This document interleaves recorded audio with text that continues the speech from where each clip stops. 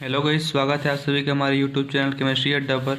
तो आज का हमारा टॉपिक है valence bond model of H2 molecule. हमारा H2 मॉलिक्यूल का वैलेंस बॉन्ड मॉडल किस प्रकार से होता है आज इसको देखेंगे। तो चलिए इसको स्टार्ट करते हैं। सबसे पहले देखेंगे संयोजकता बंध सिद्धांत यानी कि वैलेंस बॉन्ड थ्योरी को। इसका हमारा फर्स्ट पॉइंट है VBT सर्वप्रथम सन 1927 में हिटलर एवं लंदन ने दिया था, जिसे 1933 में पॉलिंग और स्लेटर ने संशोधन किया और आधुनिक रूप दिया था। इसे HLPS थ्योरी भी कहते हैं। तो VBT को हमारे सर्वप्रथम हिटलर और लंदन साइंटिस्ट ने 1927 में दिया था। उसके बाद पॉलिंग और स्लेटर ने इसका संशोधन 1933 में किया तथा इसे हम HLPS थ्योरी भी कहते हैं। HLPS थ्योरी मतलब ये होता है कि इन चारों साइंटिस्ट को नाम को मिला करके हमारा HLPS थ्योरी इनको कहते हैं। यहाँ पर हमारा H मतलब हिटलर है और L मतलब लंदन और वहीं पर P मतलब पॉलिंग और S मतलब स्लेटर। तो इन सभी चारों साइंटिस्ट को नाम को मिला करके HLPS थ्योरी इस हमारे VBT को यानी कि वैलेंस बॉन्ड थ्योरी को कहते हैं। तो चलिए इसके कुछ मेन पॉइंट्स को देखते हैं। तो इसमें हमारा फर्स्ट पॉइंट है बॉन्ड के निर्माण के लिए दोनों एटम में विपरीत चक्रण वाले अनपेयर्ड इलेक्ट्रॉन का होना आवश्यक है। यदि हमें कोई भी बॉन्ड का निर्माण करना है, किसी भी बंध का निर्माण करना है, तो हमें उसमें दो विपरीत चक्रण वाले इलेक्ट्रॉन की आवश्यकता होती है। यही दो विपरीत चक्रण वाले इलेक्ट्रॉन आपस में ओवरलैपिंग करके कोई बॉन्ड बनाते हैं। तो चलिए इसको एग्जाम्पल से समझते हैं। जैसे कि यहाँ पर दो हाइड्रोजन एटम के 1s ऑर्बिटल को लिया गया है। तो जब इनमें सिंगल इलेक्ट्रॉन उपस्थित है, यही सिंगल इलेक्ट्रॉन आपस में ओवरलैपिंग करके यहाँ पे बॉन्ड बना रहे हैं। यही जो हमारे सिंगल इलेक्ट्रॉन है आपस में ओवरलैपिंग करके इस प्रकार से बॉन्ड बना रहे हैं। तो यहीं पर हमारा यदि इसी फर्स्ट ऑर्बिटल में यदि पेयर्ड इलेक्ट्रॉन होता और इसमें भी पेयर्ड इलेक्ट्रॉन होता तो यहाँ पर किसी प्रकार से ओवरलैपिंग नहीं हो पाता। तो हमें यदि ओवरलैपिंग कराना है तो इन दोनों ऑर्बिटल में हमें सिंगल इलेक्ट्रॉन वो भी विपरीत चक्रण वाले इलेक्ट्रॉन की आवश्यकता होती है, जिससे आपस में ओवरलैपिंग कर पाएँ और एक बॉन्ड का निर्माण कर पाते हैं। तो होता है हमारा फर्स्ट पॉइंट। उसके बाद देखते हैं सेकेंड पॉइंट। एटम जिनसे मॉलिक्यूल बनता है अर्थात जिनके बीच कोवैलेंट बॉन्ड बनता है, वे एटम उस मॉलिक्यूल में भी अपनी आइडेंटिटी बनाए रखते हैं। तो यहाँ पर हमारा जो ये दो एटम से हमारा जो मॉलिक्यूल बन रहा है, इसमें जो एटम है अपनी आइडेंटिटी को बनाए रखते हैं। एक H इधर रहता है और एक H इधर रहता है। दोनों हमारे एटम इस मॉलिक्यूल में अपनी आइडेंटिटी को बनाए रखते हैं। यही इस पॉइंट में कहा जा रहा है। थर्ड पॉइंट है हमारा अनपेयर्ड इलेक्ट्रॉन वाले ऑर्बिटल अपूर्ण ऑर्बिटल कहलाते हैं और यही अपूर्ण ऑर्बिटल एक नई वृहद ऑर्बिटल बनाते हैं जो कि मॉलिक्यूल को स्टेबिलिटी प्रदान करते हैं। तो हमारे जो अनपेयर्ड इलेक्ट्रॉन है, जो सिंगल इलेक्ट्रॉन है, ये हमारे अपूर्ण ऑर्बिटल होते हैं और यही हमारे सिंगल इलेक्ट्रॉन आपस में जुड़ करके एक नया ऑर्बिटल, एक बड़ा ऑर्बिटल बनाते हैं, एक नया मॉलिक्यूल का निर्माण करते हैं। और यही जो सिंगल इलेक्ट्रॉन आपस में जुड़ करके एक नया मॉलिक्यूल बनाए हैं, एक नया ऑर्बिटल को बनाते हैं, वही उस मॉलिक्यूल की स्टेबिलिटी प्रदान करते हैं। उससे मॉलिक्यूल की स्टेबिलिटी भी बढ़ जाती है। तो इसी को इस थर्ड पॉइंट में कहा जा रहा है। उसके बाद फोर्थ पॉइंट देखते हैं। बॉन्ड के इलेक्ट्रॉन्स का दोनों एटम के मध्य आदान प्रदान होता रहता है, जिससे बॉन्ड की स्टेबिलिटी बढ़ जाती है। तो दोनों हमारा जो अभी हाइड्रोजन एटम के एग्जांपल लिए हैं, इन दोनों हाइड्रोजन एटम के मध्य इनके इलेक्ट्रॉन्स का आपस में आदान प्रदान होता है, जिससे बॉन्ड की स्टेबिलिटी भी बढ़ती जाती है। तो ये हमारा होता है फोर्थ पॉइंट। चलिए उसके बाद देखते हैं वैलेंस बॉन्ड थ्योरी से H2 मॉलिक्यूल का बनना। हमारा वैलेंस बॉन्ड थ्योरी से H2 मॉलिक्यूल किस प्रकार से बनता है इसको देखेंगे। तो इसमें हमारा फर्स्ट पॉइंट है H2 मॉलिक्यूल बनने में दोनों H एटम को एक दूसरे के समीप लाया जाता है, जिससे उनके मध्य विभिन्न आकर्षण और प्रतिकर्षण बल कार्य करते हैं। तो यदि हमें H2 मॉलिक्यूल बनाना है तो हमें दो H एटम को एक दूसरे को समीप लाना पड़ता है, जिससे समीप लाने से होता क्या है, ये दोनों आपस में ओवरलैपिंग करने के लिए इनके मध्य विभिन्न आकर्षण और प्रतिकर्षण बल कार्य करना शुरू हो जाता है। जब हम H2 के दो एटम को आप एक दूसरे के समीप लाते हैं, ये समीप आने से इनके मध्य क्या होता है, विभिन्न आकर्षण और प्रतिकर्षण बल कार्य करना शुरू कर देता है। क्यों शुरू कर देता है? क्योंकि इनके बीच ओवरलैपिंग कराना है, इसलिए इनके मध्य विभिन्न आकर्षण और प्रतिकर्षण बल कार्य करना शुरू कर देते हैं। उसके बाद हमारा सेकेंड पॉइंट है, माना दोनों हाइड्रोजन एटम जिनको हम HA तथा HB नाम देते हैं, ये दोनों एटम एक दूसरे से अनंत दूरी पर हैं। अब इनके मध्य कोई पारस्परिक क्रिया प्रारंभ होने लगती है। तो यहाँ पर दोनों हाइड्रोजन एटम को हम एक को HA नाम देते हैं, एक को HB नाम देते हैं। तो ये जो है हमारा हाइड्रोजन फर्स्ट है और हाइड्रोजन सेकेंड है, ये पहले एक दूसरे से दूर पर स्थित है, अब एक दूसरे के पास स्थित हैं। तो जब एक दूसरे के पास आते हैं तो इनके मध्य एक पारस्परिक क्रिया प्रारंभ होने लगती है। तो यहाँ पर माना एटम H का वेव फंक्शन ψA1 है और एटम Hb का वेव फंक्शन ψB2 है। यहाँ पर माना गया है कि हमारा फर्स्ट हाइड्रोजन एटम है उसका वेव फंक्शन ए है, ψA1 है। तो हमारा वेव फंक्शन तरंग फलन को हम साई से दर्शाते हैं, इसलिए हमारा जो फर्स्ट हाइड्रोजन एटम का हमारा वेव फंक्शन माने हैं H हमारा ψA1, वहीं पर एटम Hb का वेव फंक्शन ψB2 है। यहाँ पर हमारा हाइड्रोजन फर्स्ट और हाइड्रोजन सेकंड का वेव फंक्शन इसको जस्ट माने हैं।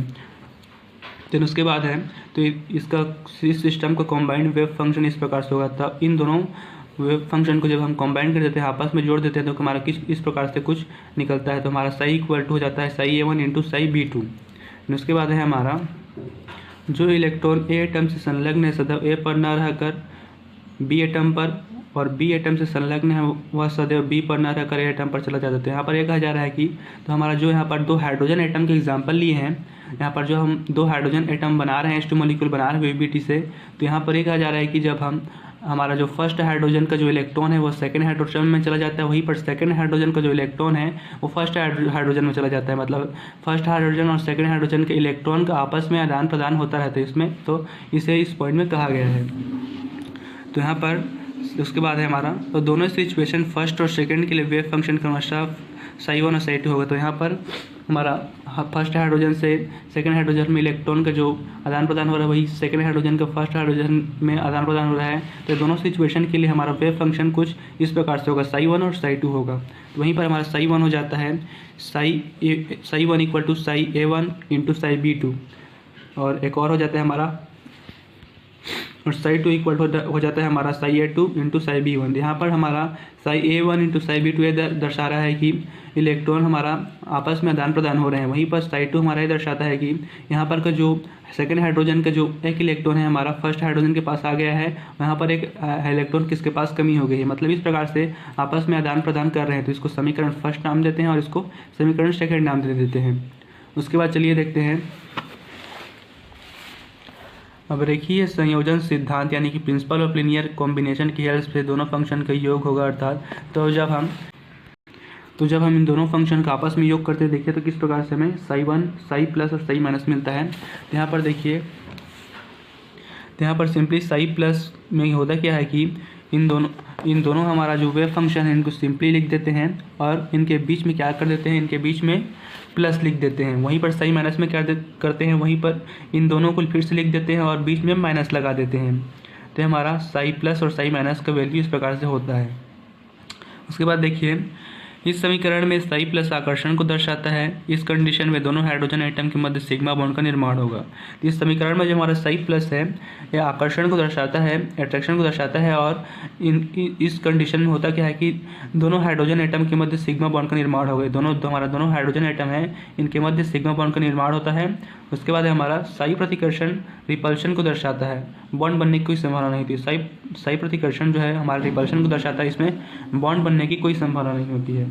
तो ये था हमारा VBT से H2 मॉलिक्यूल किस प्रकार से बनता है। तो VBT में हमारा H2 मॉलिक्यूल किस प्रकार से बनता है इसको हमने यहाँ पर देखा। तो इसमें हमने सबसे पहले दो हाइड्रोजन एटम को लिया, उन दोनों को आपस में समीप में लाया जिससे उनके मध्य विभिन्न आकर्षण और प्रतिकर्षण बल कार्य करने लगे ओवरलैपिंग करने के लिए। उसके बाद यहाँ पर हमने इसका वेव फंक्शन हमने इस प्रकार से कुछ माना ψ1 और ψB2। इसके बाद इसका कंबाइंड वेव फंक्शन लिया। यहाँ पर हमने उसके बाद देखा कि एक हाइड्रोजन एटम के इलेक्ट्रॉन दूसरे हाइड्रोजन एटम में चला जाता है, दूसरे हाइड्रोजन के इलेक्ट्रॉन फर्स्ट हाइड्रोजन एटम के ला जाता है। तो इन दोनों की सिचुएशन के लिए हमने वेव फंक्शन निकाला। उसके बाद इन दोनों का हमने योग किया। उसका योग करने के बाद हमारा कुछ इस प्रकार से हमारा निकला ψ प्लस और ψ माइनस का वैल्यू कुछ निकला। उसके बाद इसमें हम देखना कि हाइड्रोजन एटम के मध्य सिग्मा बॉन्ड का निर्माण हो जाता है, वहीं पर प्रतिकर्षण में किसी प्रकार से बॉन्ड नहीं बन पाता। तो इस प्रकार से हमारा VBT से हाइड्रोजन मॉलिक्यूल का निर्माण होता है। चलिए उसके बाद देखते हैं comparison of VBT and MOT, मतलब valence bond theory plus molecular orbital theory के बीच तुलना। देख फर्स्ट पॉइंट इसमें हमारा VBT गणितीय दृष्टि से MOT से अधिक कठिन है। तो VBT जो है गणितीय दृष्टि से MOT से अधिक कठिन होता है। MOT VBT से अधिक सही और एग्जैक्ट होता है। तो MOT हमारा VBT की कंपैरिजन में अधिक सही एग्जैक्ट होता है।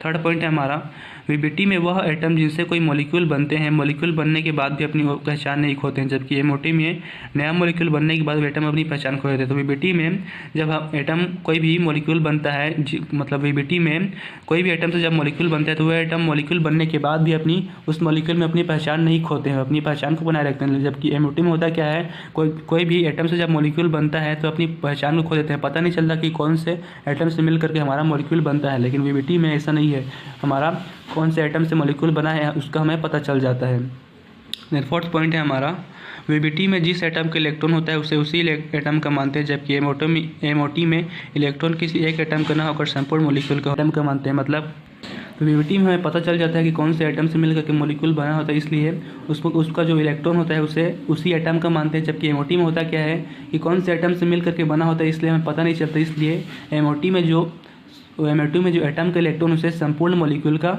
इलेक्ट्रॉन मानते हैं। फिर हमारा फिफ्थ पॉइंट वीबीटी में एटम की इंटरेक्शन से प्रारंभ करते हैं, जबकि एमओटी में एटम के नाभिकों से प्रारंभ करते हैं। तो यदि हमें वीबीटी में एटम को ओवरलैपिंग कराना है तो हम एटम के इंटरेक्शन से प्रारंभ करते हैं, जबकि हमें यदि एमओटी में ओवरलैपिंग कराना है तो हम उसके सीधे दो एटम के नाभिकों से प्रारंभ करते हैं। इसके बाद हमारा सिक्स्थ है वीबीटी में रेजोनेंस को महत्व दिया गया है, जबकि एमओटी में रेजोनेंस का कोई स्थान नहीं। तो वीबीटी में हमें रेजोनेंस को महत्व दिया गया है और एमओटी में रेजोनेंस का कोई स्थान नहीं होता है। उसके बाद सेवेंथ है हमारा वीबीटी में बॉन्ड लेंथ, बॉन्ड एनर्जी आदि का परिकलन इजी, लेकिन एमओटी में कठिन है। तो वीबीटी में आसानी से हम बॉन्ड लेंथ, बॉन्ड एनर्जी निकाल सकते हैं, जबकि एमओटी में इन सभी को निकालना कठिन होता है। चलिए उसके बाद समानताएं, कुछ सिमिलरिटीज़ देखते हैं। तो हमारे इसमें फर्स्ट है दोनों मेथड में ओवरलैपिंग का वेरी इंपॉर्टेंट रोल है। दोनों ही थ्योरी में एटॉमिक ऑर्बिटल के बीच ओवरलैपिंग होता है। दोनों थ्योरी में एटॉमिक ऑर्बिटल के बीच ओवरलैपिंग हो रहा है, जिससे कोई मॉलिक्यूल का निर्माण होता है। उसका सेकंड है हमारा दोनों ही मेथड में ओवरलैपिंग करने वाले एटॉमिक ऑर्बिटल की सिमेट्री एवं एनर्जी इक्वल होनी चाहिए। तो कोई भी हमारा ओवरलैपिंग तभी होता है जब दोनों की सिमेट्री और एनर्जी इक्वल होगी। तो ये दोनों ही मेथड में ये सेम होना चाहिए, सेम होते हैं। उसके बाद थर्ड है हमारा दोनों ही मेथड में इलेक्ट्रॉन की डिस्ट्रीब्यूशन टेक्निक सेम है। तो यहाँ पर कहा जा रहा है कि हमें कोई भी मतलब एटम को ओवरलैपिंग कराना है तो दोनों एटम में या फिर जितने भी एटम ले रहे हैं उनमें हमारे विपरीत चक्रण वाले इलेक्ट्रॉन होने चाहिए, तभी ये आपस में ओवरलैपिंग कर पाते हैं। तो यह था हमारा सिमिलरिटीज़। तो यह था गाइस आज का हमारा topic valence bond model of H2 molecule. इसमें हमने देखा कि H2 molecule valence bond model से किस प्रकार से बनता है और इसके हमने कंपैरिजन देखा, सिमिलरिटीज़ देखा। तो यदि वीडियो पसंद आया होगा तो गाइस लाइक, सब्सक्राइब और शेयर जरूर करें। Thank you guys.